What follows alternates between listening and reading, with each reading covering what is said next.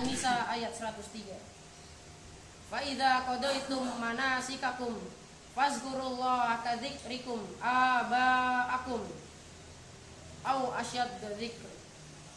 Apabila kamu telah menyelesaikan ibadah hajimu, maka berzikirlah dengan menyebut nama Allah, sebagaimana kamu menyebut membangga-banggakan nenek moyangmu. Al-Baqarah ayat 200. Berzikir kepada Allah mencakup semua ketaatan yang bersifat ucapan dan perbuatan. Segala ketaatan merupakan zikir kepada Allah. Zikir kepada Allah juga bisa melalui lisan dan hati. Seorang muslim, seorang mukmin senantiasa berzikir kepada Allah, terutama zikir yang bersifat ucapan seperti tahlil, tasbih, tahmid, dan takbir. Karena zikir-zikir ini sangat mudah dilakukan oleh setiap orang dalam setiap keadaan, seperti naik kendaraan, berjalan kaki, berdiri, duduk, atau berbaring. Dan karena lisan tidak akan lelah bergerak untuk berzikir, berbeda dengan anggota tubuh lainnya, ia akan lelah karena banyak bergerak. Sebaik-baik zikir adalah la ilaha illallah. Oleh karenanya sudah semestinya zikir ini diperbanyak.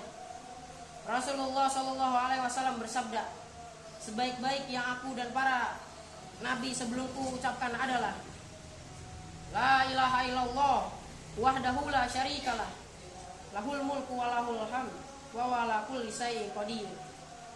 Tiada ilah yang berhak disembah melainkan Allah yang Maha Esa. Tiada sekutu baginya yang mempunyai kerajaan dan memiliki pujian. Dialah yang Maha Kuasa atas segala sesuatu. Karena kalimat yang agung ini memiliki kedudukan yang sangat tinggi di antara ragam zikir yang lain. Zikir ini terkait dengan sejumlah hukum. Jadi zikir ini memiliki beberapa syarat. Ia juga memiliki makna dan konsekuen. Zikir ini bukanlah kata-kata yang diucapkan begitu saja. Kalimat zikir ini dinyatakan oleh kaum muslimin dalam azan, iqamah, dan khutbah-khutbah. Karena kalimat zikir inilah bumi dan langit dihamparkan, semua makhluk ini diciptakan, Al-Quran diturunkan, para rasul diutus, dan syariat Islam ditetapkan. Demi kalimat zikir ini timbangan-timbangan dipasang, diwan-diwan diletakkan, pasar di surga dan neraka diciptakan. Sebab kalimat zikir ini semua makhluk dibagi menjadi mukmin dan kafir. Tentang zikir ini dan hakikatnya terjadilah tanya jawab di akhirat. Dan atas dasar zikir pula lah terdapat pahala dan siksa. Atas dasar kalimat zikir ini ditentukanlah arah kiblat, agama dibangun, serta pedang jihad dihunuskan. La ilaha illallah adalah hak Allah terhadap para hambanya. Ia adalah kalimat keislaman, kunci negeri keselamatan. Ia merupakan kalimat takwa, buhul tali yang amat kuat. Ia adalah kalimat ikhlas. Dengan kalimat itulah kita selamat dari kekafiran dan neraka. Barang siapa yang mengucapkannya, darah dan hartanya dijaga di dunia. Apabila seorang meyakini isi kalimat itu dengan hatinya, ia akan selamat dari neraka di akhirat dan akan masuk surga. Hal itu ditegaskan oleh Rasulullah SAW. Fa inna Allah qad harama 'alan nari man qalla la ilaha illallah yabtagi bidzalika wahdallah. Sesungguhnya Allah mengharamkan dari neraka orang yang mengucapkan la ilaha illallah, yang dengan itu ia mengharap wajah Allah. La ilaha illallah merupakan kalimat yang ringkas, sedikit huruf, ringan diucapkan namun berat dalam timbangan. Ibnu Hibban dan Al-Hakim meriwayatkan dari Abu Sa'id Al-Khudri radhiyallahu anhu dari Rasulullah SAW. Beliau bersabda, Musa berkata, wahai Tuanku, ajarkanlah kepadaku suatu kalimat untuk berzikir dan berdoa kepadamu. Allah berfirman, wahai Musa, ucapkanlah la ilaha illallah. Musa berkata lagi, wahai Tuhanku, semua hambamu mengucapkan ini. Allah pun berfirman, hai Musa, andai kata ketujuh langit dan penghuninya selain aku serta ketujuh bumi diletakkan pada daun timbangan, sedang la ilaha illallah pada daun timbangan yang lain, la ilaha illallah niscaya lebih berat timbangannya. Kalimat yang agung ini memiliki dua rukun. Pertama, an-nafyu, artinya meniadakan Tuhan yang berhak disembah dari selain Allah. Kedua, al-isbat, maknanya menetapkan bahwa Tuhan yang berhak disembah hanyalah Allah Azza wa Jalla.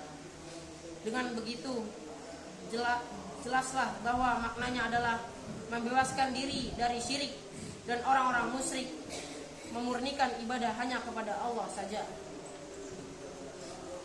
Ketika seorang muslim mengucapkan kalimat ini, berarti ia telah membebaskan diri dari syirik dan kaum musyrikin dan konsisten untuk menjalankan agama yang lurus. Jika ia konsisten, berarti ia telah merealisasikan Islam dan akan mendapatkan keberuntungan di akhirat.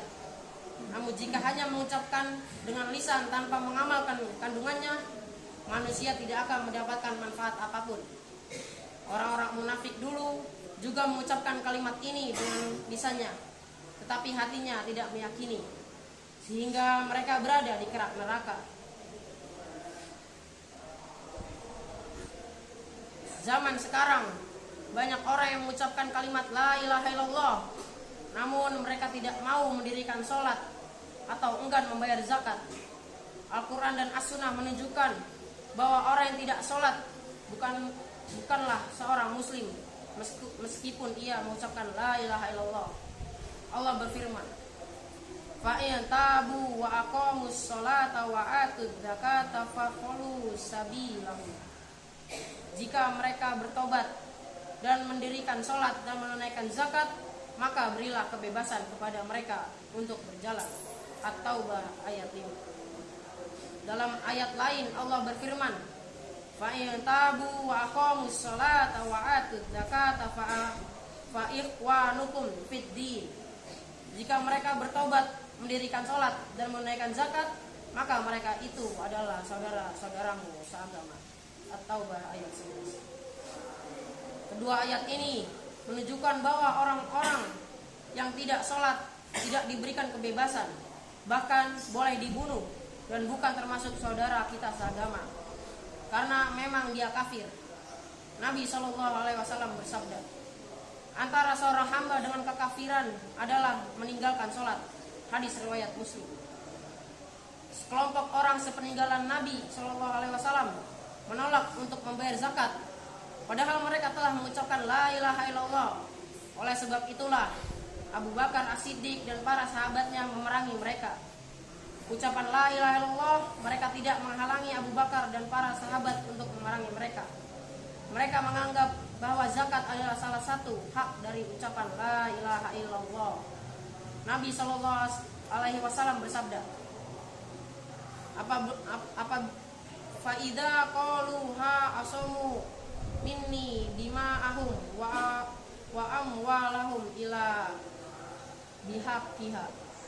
Apabila mereka mengucapkan la ilaha illallah, darah dan harta benda mereka telah selamat dariku, kecuali dengan adanya alasan yang sah. Maka dari itu, bertakwalah kepada Allah Subhanahu wa ta'ala. Jadilah pendukung kalimat la ilaha illallah dengan sebenarnya, dan semoga Allah menjadikan kita sebagai pendukung la ilaha illallah.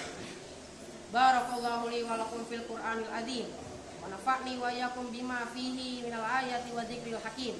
Taqabbala minni wa minkum tilawatu innahu was-samiul alim. Aqulu qouli hadza astaghfiru innahu huwa ghafurur rahim.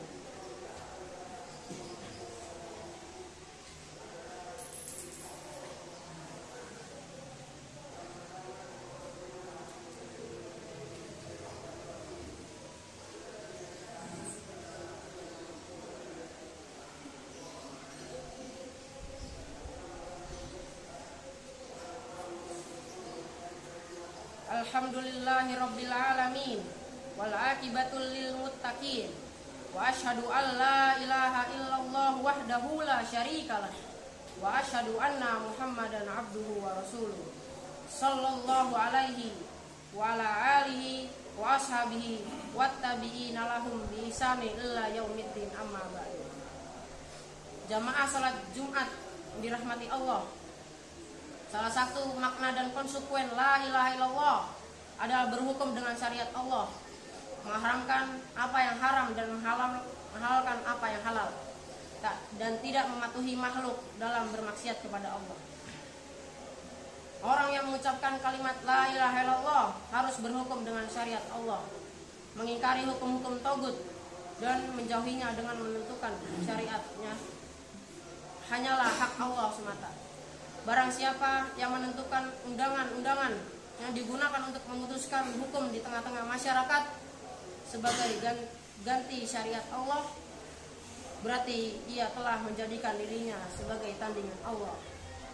Barang siapa yang mematuhi hal itu dalam keadaan tidak terpaksa, berarti ia telah menyekutukan Allah. Am lahum syuraka usyara'u lahum minad dini malam ya'danum bihillah. Apakah mereka mempunyai sesembahan-sesembahan selain Allah yang mensyariatkan untuk mereka agama yang tidak diizinkan Allah? Asy-Syura ayat 21. Pada zaman sekarang, hal itu tercermin pada para penguasa yang menentukan undang-undangan positif sebagai ganti syariat Islam. Begitu pula tercermin pada sebagian ahli fikih yang taklid buta kepada para imannya. Meskipun para imam pada golongan sufi yang menaati para syekh tarekat yang melakukan perkara syirik dan ibadah, itu semua termasuk dalam penyembahan kepada para rahib dan pendeta. Innallaha wa malaikatahu yusholluna 'alan nabi ya ayyuhalladzina amanu shollu 'alaihi wa sallimu taslima. Allahumma sholli ala Muhammad wa ala ali Muhammad kama shallaita ala Ibrahim wa ala ali Ibrahim innaka Hamidum Majid. Wa barik ala Muhammad wa ala ali Muhammad kama barakta ala Ibrahim wa ala ali Ibrahim innaka Hamidum Majid. Rabbana ighfir lana wa li ikhwanina alladziina sabaquna bil iman wa la taj'al fi qulubina ghillan lil ladziina amanu rabbana innaka ra'ufur rahim.